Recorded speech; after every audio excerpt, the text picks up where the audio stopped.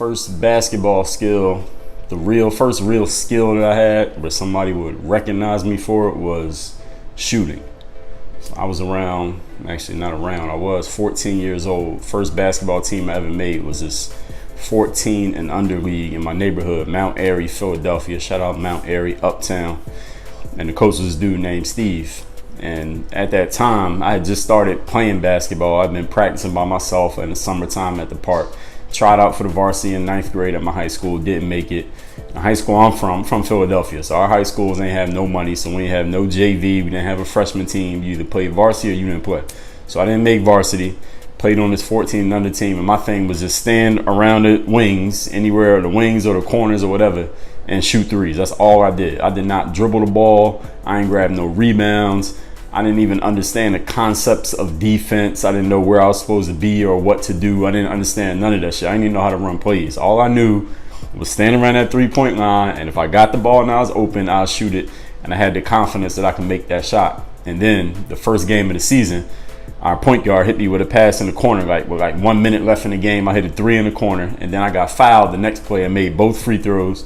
So then I had this reputation off of 5 points. I had this reputation as a shooter. That, you know how people you do one little thing and that just becomes your reputation. And that happens in life as well as basketball. So that became my reputation as a shooter. So from age 14, for that whole 14, 15, 16, those 3 years, I was just known as a shooter. I tried out for my high school team, 9th grade, 10th grade, 11th. Didn't make it all 3 years. But I had finally, probably around age 16, 17, I decided I was going to start working on my body and my athletic ability because I started to get taller. I was like maybe 6'2", 6'3" around that time.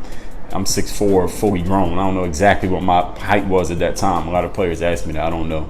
But I decided I was going to start working on my body and my athleticism because I wanted to start playing above the rim, and I needed to open my game up because players had told me, and I knew myself, they were right.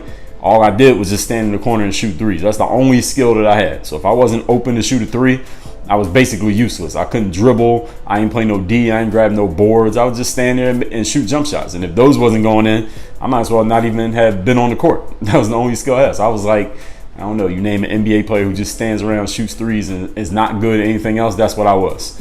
That's the type of player that, got me, again, somebody on the age 14 team. My 16 and under team, it was the same thing. That was my junior year, so I didn't make the high school team again as a junior. Played on this 16 and under team, and they started running plays for me. And this is the first time in my life where I was looked at as like a key contributor on a basketball team. We had lost in this Christmas tournament in my neighborhood, and I had said to one of my teammates, we lost because they didn't give me the ball. And one of the coaches heard me. I wasn't even talking to him, but he heard me. He was like, "What you said?" And I said it again. And he told the head coach. And then the next time I seen the head coach was like, "Dre, you be talking all this shit about how you got game. All right, we're going to find out. So we're going to start giving you the ball, and we're going to see what you do." And they started giving me the ball. And he started running plays for me to get open and shoot threes, and I was making them. So my reputation kept building. So it's kind of how reputation works.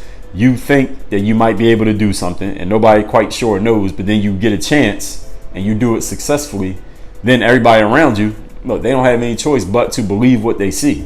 They don't know that you just kind of tricked yourself into thinking you could do it, and that might have been the first time you ever even did it successfully. If the only time they seen you do it, you did it well, then they're gonna look at you like, "Yo, he can do that." Even though you shot one shot and made it, you ain't never made that shot before, but that's all they know about you. So that kind of becomes your reputation. So now they expect you to be able to make it, and now their confidence in you builds your confidence in you. And that works, again, it worked for me in basketball, but that applies to everything in life. Like, how many people y'all seen, like y'all heard of in music, they call somebody a one-hit wonder, right? They do that one thing, maybe make that one song. In business, somebody just gets one successful business deal, or somebody does one thing just this one time that goes great, and then everybody's looking at them like, damn, that person is really good at that thing, even though they only did it once. But now, because everybody believes it, all these other things just start to seem to happen for that person. It's just kind of the energy that you create when you got everybody believing in the exact same thing. It's kind of like you thinking into existence, you believe it into existence. So that was my first skill in basketball, was just shooting that outside shot. And then the second part, because I would have put out a video yesterday, so I'm gonna put out 2 today. So the second part is going to watch it right after this. I'm gonna tell you what happened next. So I went from a shooter to becoming a non-shooter. Actually, it was the next phase of my basketball life, and I'll tell you about that in the next video. This all is going around my book, which is called Work on Your Game. It's coming out February 22nd. All the information about the book is down there in the link, dreallday.com/pre-order. That is my book coming out again February 22nd. It's about using the pro athlete mindset to dominate in business, sports, and life. It is not a sports book, and it's also not a memoir, but these stories that I'm telling you they kind of fill in the gaps in between a lot of the stuff that I'm going to be talking about in my book. Because I ain't tell my whole life story in the book. It's like I said, it's not a memoir, it's not an autobiography, but it's my whole philosophy of work on your game that a lot of people have come to know me for. So get that book, click the link down there, pre-order it, send me your receipt. We will give you a bunch of pre-order bonuses just for pre-ordering that book. The link down there will tell you about all the details. Work on your game.